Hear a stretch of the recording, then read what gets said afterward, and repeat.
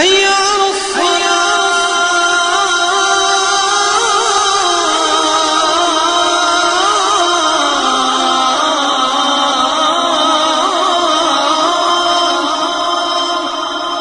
آلہ وصحبہ وازواجہ وآل بیتہ اجمعین۔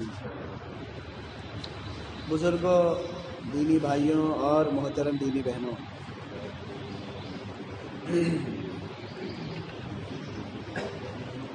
اللہ کے رسول صلی اللہ علیہ وسلم کی ساری محنت کو سامنے رکھ کر جو 23 سال کی زندگی ہے، اس میں سے یہ بات اچھی طرح سے سامنے آتی ہے کہ آپ صلی اللہ علیہ وسلم نے جو محنت کی ہے وہ محنت فرد کو بنانے کی تھی،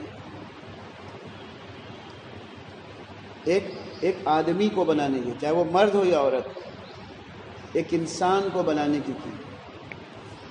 کیونکہ بات یہ ہے کہ جب ایک انسان تیار ہوتا ہے، بن جاتا ہے، سنور جاتا ہے، تو پھر گھر بھی بن جاتا ہے اور معاشرہ بھی بن جاتا ہے۔ اور اگر فرد کو بنانے کا، انسان مرد یا عورت کو بنانے کا کام نہیں ہوا یا کمزور ہوا، تو گھر بھی کمزور ہے اور معاشرہ بھی کمزور ہے۔ اس لیے آپ صلی اللہ علیہ وسلم نے ایک ایک انسان پر، ایک ایک آدمی پر، مرد عورت پر ایسی محنت کی ہے جس سے ان کے بننے کا کام ہوا ہے۔ ہاں، لوگوں نے سمجھا ہے کہ دین زمین پر زندہ ہوتا ہے۔ اوہو، بڑے سمجھدار تھے لیکن بڑی بیوقوفی کی بات کر گئے، بڑی بیوقوفی کی بات کر گئے۔ دین زمین پہ زندہ ہوتا ہے؟ زمین تو مردہ چیز ہے اور دین زندہ چیز ہے۔ زندہ چیز مردہ میں کیسے داخل ہو سکتی ہے؟ اس لیے میری بہنوں، دین ایک زندہ چیز ہے، وہ انسانوں میں داخل ہو۔ انسان ایک زندگی ہے، ایک زندگی ہے۔ اس لیے آپ صلی اللہ علیہ وسلم نے انسان کے بنانے کا، مردوں کے بنانے کا، عورتوں کے بنانے کا بڑا کام کیا ہے، بہت بڑا کام کیا ہے۔ تو جو آپ صلی اللہ علیہ وسلم کے زمانے میں کام کیا گیا ہے، جس کام کو تفصیل سے آپ صلی اللہ علیہ وسلم نے کیا ہے، جمایا ہے، اور اس کو مدینہ طیبہ میں اور اس کو مسجد نبوی میں خوب اچھی طرح سے کر کے دکھایا ہے آپ صلی اللہ علیہ وسلم نے 10 سال کے اندر۔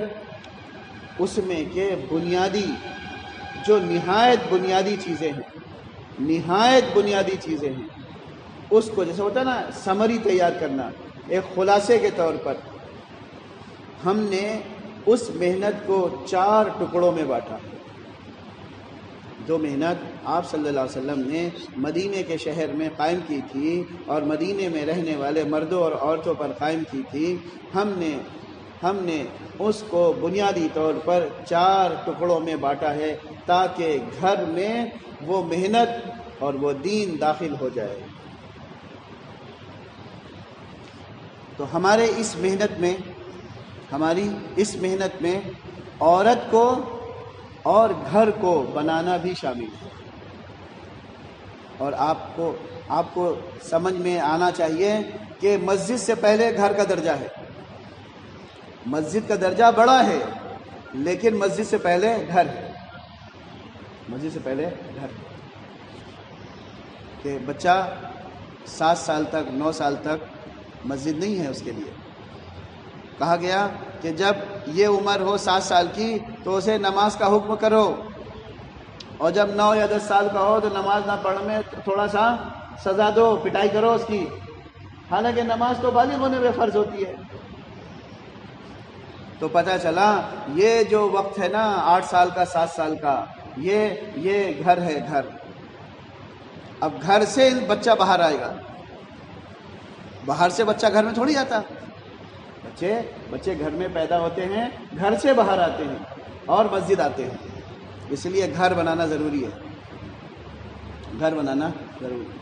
تو جیسے میں نے ابھی وہ جو ابھی پہلے جو بات کری تو اس میں یہ غلطی ہو گئی، یہ غلطی ہو گئی کہ بدن بناؤ، زندگی بنانا چھوڑ دیا۔ ایسے ہی ہم سے بڑے بڑے سمجھداروں سے یہ غلطی ہو گئی کہ پہلے معاشرہ بناؤ، کیا کہتے ہیں لوگ، پہلے سماج بناؤ۔ ہاں یہ غلطی ہے، یہ بڑی غلطی ہے۔ ہاں لوگوں کو تربیت کے اصول نہیں معلوم، بیداری کے اصول نہیں معلوم، بیداری کے وہ کہیں اور سے لاتے ہیں۔ ہماری محنت کی شان یہ ہے، ہماری مسجد یعنی بنگلے والی مسجد کی شان یہ ہے، ہم کہیں اور سے نہیں لاتے ہیں، ہم شہر رسول سے لاتے ہیں، مسجد نبوی سے لاتے ہیں۔ بیداری کے اصول، بیداری کے اصول کہاں سے انسان بیدار ہوتا ہے؟ تو وہ فرد ہے اور گھر ہے۔ کیا ہے؟ فرد ہے اور گھر، ایک عورت، ایک مرد اور گھر۔ اگر کسی مسجد کو دیکھنا ہے، اگر کسی مسجد کو دیکھنا ہے، اگر کسی بازار کو دیکھنا ہے، اگر کسی ولیمے کی محفل کو دیکھنا ہے تو دیکھو اور وہاں سے اندازہ لگا لو کہ ان کے گھروں کا اور ان کی عورتوں کا کیا حال ہے۔ ان کے بازاروں میں آنے والی عورتوں سے پتہ چل جائے گا کہ ان کے گھر میں عورتیں کس حال پر ہیں اور ان کے گھر کس حال پر ہیں، اور مسجدوں کو دیکھنے سے پتہ چل جائے گا کہ ان کے گھروں میں اللہ اور رسول کا مقام کیا ہے اور ان کی عورتوں میں اللہ اور اس کے رسول کا مقام کیا ہے۔ یہ ہے اندازہ لگانے کا ٹھکانہ۔ ہمارے بازاروں میں اگر کوئی چیز دکھائی دے رہی ہے وہ باہر سے نہیں آئی ہے، وہ گھروں سے آئی ہے۔ جو گھر میں رہتے تھے وہی تو بازار میں آئے، اور جو محفلوں میں دکھائی دے رہا ہے وہ گھروں میں تھا، اس لیے دکھائی دے رہا ہے۔ لوگ سمجھتے ہیں کہ معاشرہ سماج سدھارو تو گھر بن جائے گا، یہ الٹا کام ہے، یہ الٹا کام ہے، یہ الٹا کام ہے۔ ہاں یہ حضور کا شہر اور حضور صلی اللہ علیہ وسلم کی مسجد بتا رہی ہے کہ پہلے گھر بناؤ اور فرد بناؤ، یعنی عورت اور مرد کو بناؤ۔ اس لیے وہاں کے جو محنت ہے، جو کام ہیں، جو اعمال ہیں، اور جن چیزوں کو آپ صلی اللہ علیہ وسلم نے اختیار کیا ہے ان کا ہم نے 4 ٹکڑوں میں بانٹا ہے، 4 ٹکڑوں میں بانٹا ہے۔ ایک کام یہ ہے کہ ہمارے گھروں میں تعلیم کا ماحول ہو۔ تعلیم کہتے ہیں سیکھنا سکھانا، تعلیم کہتے ہیں سیکھنا سکھانا۔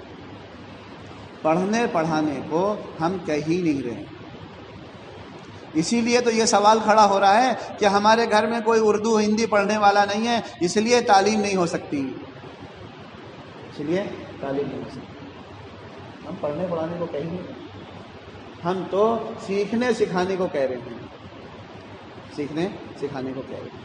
اور سیکھنے سکھانے کا عمل وہ سیکھنے سکھانے سے ہوتا ہے، وہ پڑھنے پڑھانے سے نہیں ہوتا ہے، وہ پڑھنے پڑھانے سے نہیں ہوتا، وہ سیکھنے سکھانے سے ہوتا ہے۔ اسی لیے بچوں کی ساری تعلیم وہ سیکھنے سکھانے پر مشتمل ہے، نہ کہ کتابوں پر مشتمل ہے۔ وہ تو سجدہ کیا ہے اسکولوں نے، سجدہ سو کیا ہے اسکولوں نے کہ ہم نے بڑی کتابوں کا بوجھ ڈال دیا تھا بچوں پر، اب یہ واپس آ رہے ہیں، اب یہ واپس آ رہے ہیں۔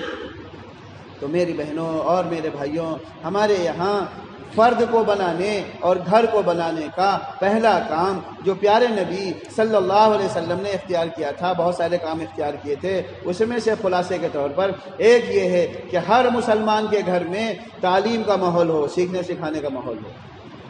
اس سیکھنے سکھانے میں جو پہلی چیز ہے وہ ایمان ہے، اللہ کی پہچان ہے، وہ ایمان ہے، وہ اللہ کی پہچان ہے، وہ ایمان ہے، وہ اللہ کی پہچان ہے۔ یہ پہلی چیز ہے جو سیکھی جائے گی۔